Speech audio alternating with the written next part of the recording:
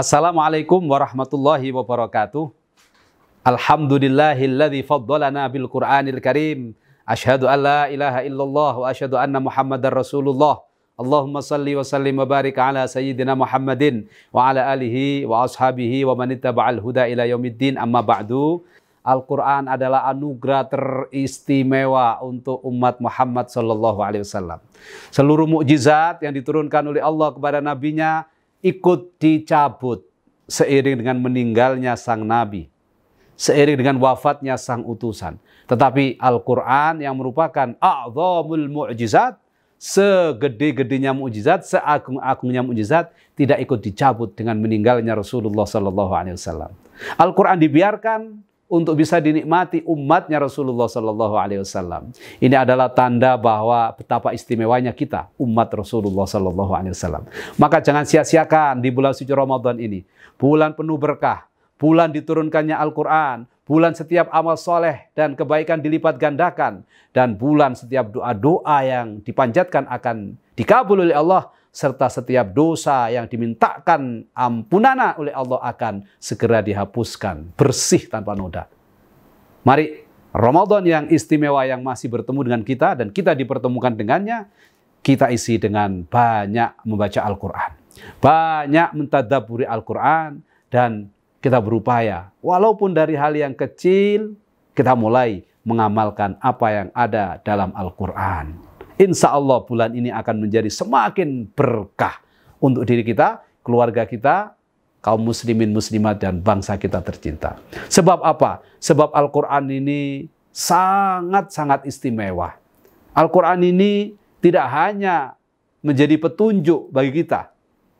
Syahrul Ramadan alladzi unzila fihil Qur'an hudal linnasi wa bayyinatin minal huda wal furqan. Bulan Ramadan yang menjadi bulan turunnya Al-Quran, tidak hanya Al-Quran itu menjadi hudal linnas, petunjuk bagi manusia.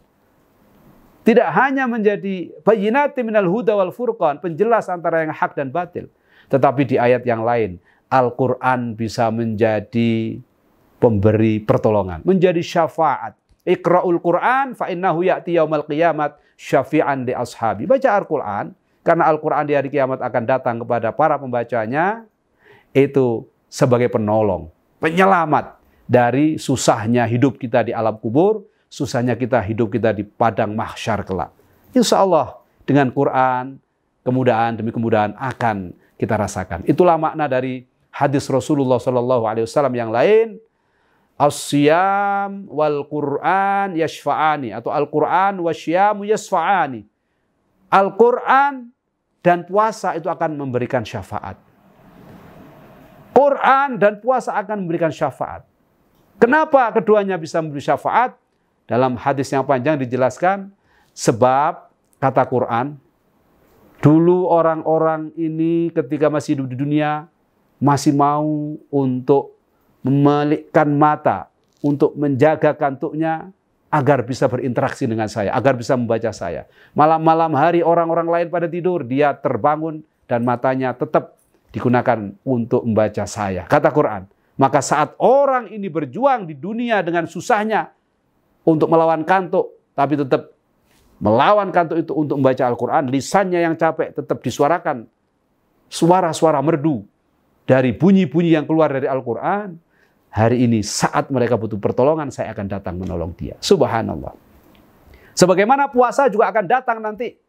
Dulu ketika orang-orang ini hidup di dunia, saat orang lain kenyang, orang lain yang tidak beriman makan minum di siang hari, tidak peduli dengan bulan suci Ramadan. Tetapi orang ini berlapar-lapar dan berhaus-haus di siang hari. Perutnya keroncongan sampai bunyi ngik, ngik, ngik. Tetap dia nggak mau makan dan minum karena imanan wahtisaban. Iman kepada Allah dan berharap ridho Allah. Akhirnya sampai 30 hari dia puasa. Bahkan dijaga dengan puasa-puasa sunnah. Puasa di bulan Syawal, puasa Senin Kemis, puasa Daud, puasa awal bulan, puasa akhir bulan, puasa Ayyamul Bid. Dijaga. Maka saat hari ini dia butuh pertolongan di alam kubur, di alam barzah, di alam akhirat, di padang mahsyar, saya datang untuk memberi syafaat. Kamu tidak akan pernah haus dan lapar selama-lamanya karena kamu dulu sudah haus dan lapar saat hidup di dunia. Subhanallah. Maka Mari dengan Al-Quran yang merupakan anugerah besar, mukjizat yang diabadikan oleh Allah tidak hanya untuk Rasulullah SAW tapi juga untuk kita reguk kebahagiaan dunia dan akhirat. Orang yang rajin baca Quran, insya Allah hidupnya tidak akan pernah susah. Karena dalam Al-Quran disebutkan, ala bizikrillahi tatmainnul qulub. Ingatlah, dengan zikir kepada Allah, hati kita menjadi tenang. Afdhalul zikri, zikrul Quran. Sebaik-baiknya zikir adalah zikir membaca Al-Quran. Bahkan satu riwayat hadisnya Rasulullah dijelaskan, barang siapa yang sibuk membaca Al-Quran, kalaupun dia tidak berdoa, maka sibuknya dia membaca Al-Quran, bertadabbur Al-Quran, memahami Al-Quran, itu sudah menjadi doanya. Orang itu akan diberikan oleh Allah apapun yang dia minta, dan bahkan Allah akan memberikan yang dia tidak minta sekalipun. Karena barokahnya membaca Al-Quran.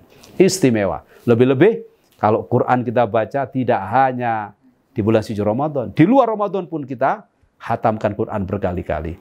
Nah, tapi tentu kita awali di bulan suci Ramadan. Jangan sampai Ramadan berlalu tanpa kita pahami Al-Quran, pelajari Al-Quran, dan amalkan Quran. Karena Ramadan adalah bulan turunnya Al-Quran.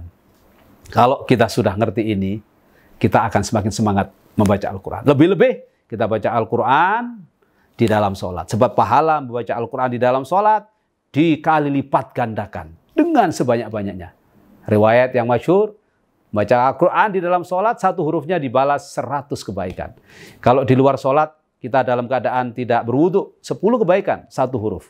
Alif, lam, mim, 30. Kalau kita tidak berwudu, di luar sholat. Tapi kalau alif, lam, mim, di dalam sholat, Pak, itu sudah 300 kebaikan. Subhanallah. Nah, kalau alif, lam, mim saja sudah luar biasa pahalanya. Apalagi di dalam sholat, setiap malam, setiap tarawih, kita baca 1 juz.